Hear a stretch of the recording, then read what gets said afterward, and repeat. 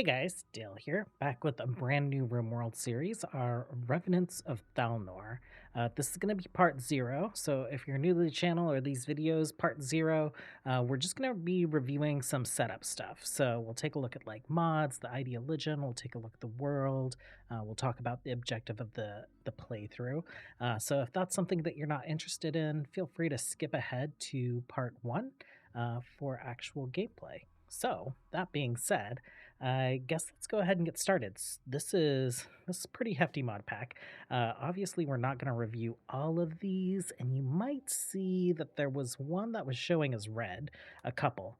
So this is Medieval Overhaul World Map Beautification. It's dependent on World Map Beautification, which is actually built into Regrowth.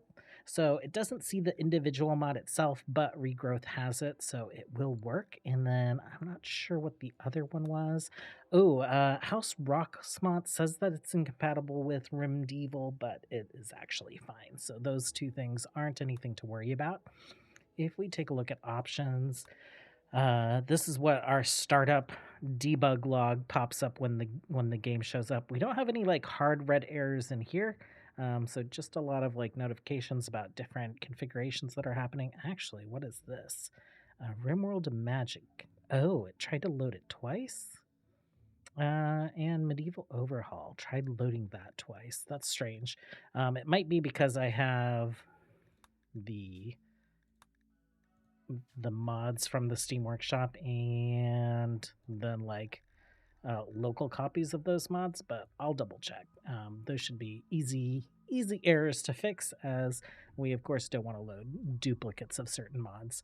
The next thing that we'll take a look at is, I guess we'll take a look at Graphics Setter to see what mods are adding the most content. Anomaly Upscaled is just like part of my default mod list at this point. This isn't going to be an Anomaly playthrough. I think we're going to have those events actually turned off, so definitely not a requirement. Medieval Overhaul is what's bringing in some of the most content when it comes to like graphics, textures, things that are happening in the game. We are going with Dragon's Descent this time instead of Scale World. The Dragons and Dragons Descent have some cool things they can do, and they also kind of synergize with the Profaned mod and the dragons that are located in that mod. So I figured we'd give that a try. I don't think I've tried it in a long time, not years, and definitely not in any of the playthroughs that I put up on YouTube. Oracle's Miscellanea and Rebuild, Doors and Corners. These are two of like mainstay mods for me. They just add a bunch of different things that I like to have access to. Outland Genetics, vanilla texture, vanilla stuff, different styles, gothic styles. We have Bone Reapers, Elves, RimWorld of Magic, and then just a bunch more stuff, a lot of Outland stuff, a lot of different furniture and different styles. Let's take a look at kind of like the cornerstone mods for this playthrough. So, of course, we have Medieval Overhaul, and if you're having trouble finding Medieval Overhaul, give it a search. This is the unofficial Medieval Overhaul, so if you're subscribed to official Medieval Overhaul, I don't think that one's ready for 1.5 yet. So this says that it's been updated on behalf of Sir Lala Payan. And so this is the version of Medieval Overhaul that if you used it during 1.4, that's what you have. I think the official release of Medieval Overhaul for 1.5 is kind of been delayed because they were probably in the middle of like a dev cycle. It seems like there was a lot of functionality that they're working on adding to it, and so instead of just sticking it up without all of that stuff done, they're working through getting that stuff done, and then they'll get it ready for 1.5. In the meantime, this is what we used for House Stormguard. This is what we've used in any other medieval playthrough that we've had since 1.5 came out. RimWorld of Magic, of course. I'm skipping any of the like add-on classes. We had some issues with like a troubadour spell from one of the add-on mods that adds additional hero classes that just like wouldn't end. And so for like half of the House Thalnor or House Stormguard playthrough, we had just that spamming error messages in the background. And I'm sure that did not enhance the um, efficiency of that playthrough, the performance of the game during that playthrough, which wasn't too bad unless we had like allies on the map trying to help us with a horde or two hordes of raids or something. And then, of course, we are playing as the Profaned this time. So, in the lore that we've set up in the world of Thalnor, the Profaned is what became of the Thalnor Empire, basically. It was decimated by the Profaned. And kind of towards the end of House Stormguard, we've started to reclaim lands back from the Profaned alongside the Divine Order. And so the world's going to look very similar. I spent a lot of time kind of like recreating the world to match up, well enough. But we're going to say that some time has passed and we're kind of in a new state. Our Profaned isn't the Profaned, geographically and politically powerful like they were kind of during the time of the House of Stormguard playthrough. And then, last but not least, this is a new ending that you can add to your game, Relic Rituary Ascension. So you add the Ascension ceremony, and basically, once you have all your relics, then you can do this ceremony, and you can get your end screen. And so I like for us to have a goal. If that goal can give us the end screen, it just feels like the playthrough is more complete at that point. So that's the end screen that we're going to be going for this time. And we've set up, I think, 4 relics for us to find. So I guess let me go ahead and load up our world. We'll take a look at the planet. We'll talk about kind of like how the world of Thalnor has changed a little bit. We'll take a look at the Ideoligion, and then we'll get introduced to our starting colonists. Okay, here's our world. Pretty much used the same seed to generate this world. Does it say planet? So Thalnor is the seed, coverage 30%, and then we just scooch the planet size down 1 notch from the default. So it is like the planet is a smaller world. And so that's pretty much what we did to get this kind of layout for the House Stormguard playthrough. Only big adjustments that I had to make to like the geography is like both in this playthrough and with House Stormguard, I did want to connect this body of water to the ocean, so we did that, kind of separating these high elves out into their own little peninsula. And then the strait that goes into the Shattered Sound, that had to be constructed as well. And for the most part, like we have the Arcane Fold up here in the Fold. We have the Golden Court over here in the Golden Wood. Like all these factions are pretty much where they were before. The Acadia Republic has had a bit of a contraction. They're just on this peninsula now, and it looks like the real kinship has kind of like moved into some of the territory that the Acadia Republic had before. Rubywood is pretty much the same. Oswin Field. Zarkel has claimed pretty much the entire peninsula down here. I think they were mostly restricted to this area before. Vathun wasn't very large when it came to number of settlements before, and so they are they're kind of where they're at. House Hess has kind of moved a little bit further to the east because House Ambos has kind of like taken some control of formerly House Hess lands. So that's kind of some stuff that has changed. In the House Stormguard playthrough, we put a settlement down here. We have Wild Run here against this lake. We've renamed this grasslands area the Wildhammer Grasslands, and we have some additional settlements for the Kingdom of Stormhaven. So the Kingdom of Stormhaven has reclaimed their old peninsula. With the power of arborists and druids, they have kind of restored the land. So we have our capital, or actually, wait, I didn't rename our capital. This should be Stormhaven. We have Rowanvale over here on the Storm Shore. Vulcanar was another settlement that we created during that playthrough, and then I've just named a few things after other people. Like we have Port Thero, we have the Stone Shadow, which kind of reminds me of another house. We have Ughearth, and then down here in the Firefang Desert is the Firefang clan, so that's all pretty similar.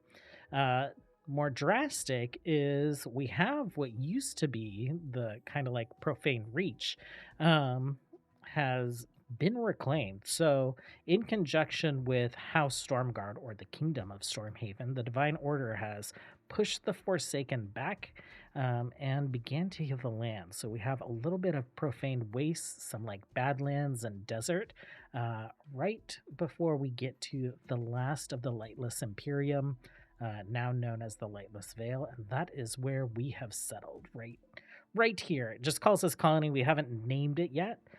Cloud Grove looks pretty much the same. The Canewood, Sanguine Forest, Wildwood, the Cradle of the First Men, all that is pretty similar.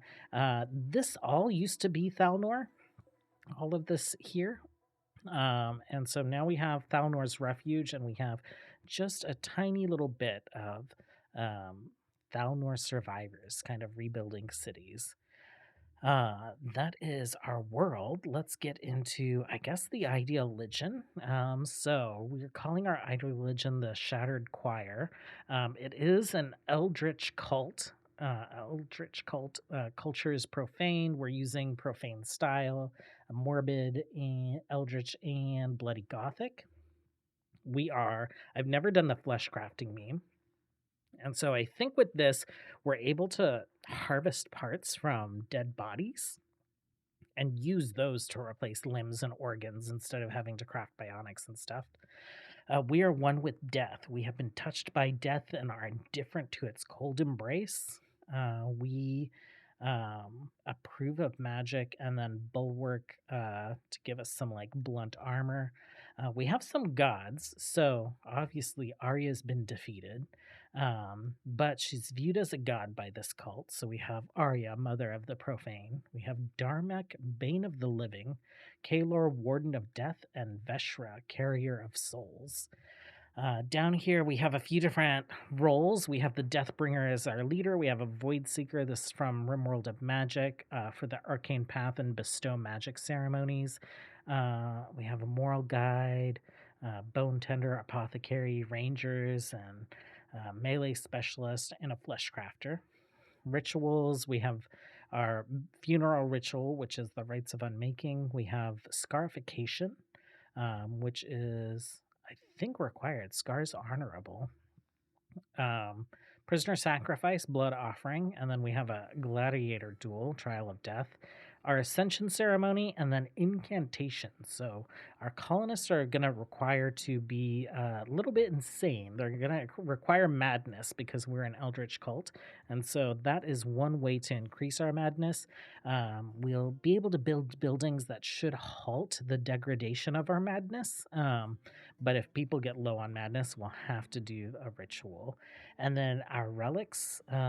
These got renamed. I must have renamed something else, but this is supposed to be Darmak's skull. This is Arya's amulet. This is the Book of Kalor. And that is the Horn of Veshra. So I'll get those renamed and I'll get the save file updated. And then in the colony itself, we have just gone with the Profaned start. So with the Profaned mod, there is a starting scenario. You start with 3 curse bearers. I actually swapped it out to 1 curse bearer and then 2 just skeletal Profaned. So those are our colonists. We have, zooming speed is so fast. I'm going to have to adjust that. We have Lorenya, Death Whisper. She's a necromancer, arcane conduit, perfectionist. We have Axe Thornvale, Iron Willed, Steady Hands, Silver Tongue. I don't think you have a tongue anymore, dude. And then we have Rock Gordon, who I didn't realize was a sharpshooter. So he has a hero class. I guess that's pretty handy. I guess we can set him on hunting. He's Fast Walker, Steady Hands, Sharpshooter. And then these 2 are actually animals. So we have Alpha and Wyatt. Alpha is once human, now cursed with undeath and twisted into a ferocious clawed fiend. Its humanity is long gone, leaving feral creature of pure instinct. Ghouls are deadly in close quarters and in combat will charge directly towards their victim to attack with their vicious claws. We're able to draft it, which is pretty cool. I don't think it can't equip things, so it just is what it is. And then this is The reanimated skeletal remains of a human. It's weak in close quarters, but can detach bone from itself and launch them at short distances. So it doesn't say what it is in the info there. Does it say what it is here? No. Do we have any of them wandering around? We have a shade wandering around. This is from the Lightless Empyrean mod. We have an undead colossus. What are you from? The Profaned? Yes. And we have some undead horses, some wraiths. So very interesting world. I didn't realize that it would be bright in the Lightless Imperium. I thought it was supposed to be dark. So I'm not quite sure what's going on there. It's very, very strange. Maybe I'll just like put in like not a sun blocker, but like a permanent eclipse or something. We'll see what we can do. And then as part of the profane start, we have some kind of structure. So you'll have to tune into part 1. We'll check out what's in there. I have no idea what's in there. We do have some obelisks, I guess, that came in with us, and that will help us from losing our corruption need. So that'll pause it as long as we're within radius of it. So we'll see how that goes. Thanks for hanging out, you guys. I hope you enjoy the series, and I will catch you over in part 1. Bye.